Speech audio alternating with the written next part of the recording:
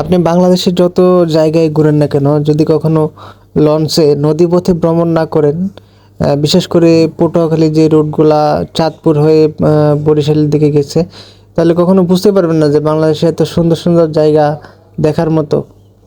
কি চমৎকার দেখেন, সামনে দ্বীপের মতো পানির একবারে মাঝখানে সুন্দরবনের মতো একটা পরিবেশ।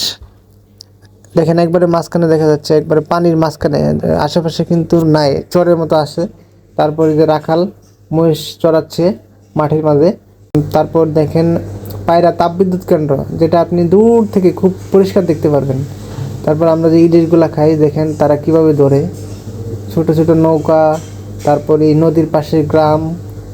এটা অনেক ভোরবেলা আমরা যখন দেখতেছিলাম, তখন সূর্য সবেমাত্র উঠলো। তারপর একটি ঘাটে লঞ্চটি গেল, আবার ইলিশ মাছ।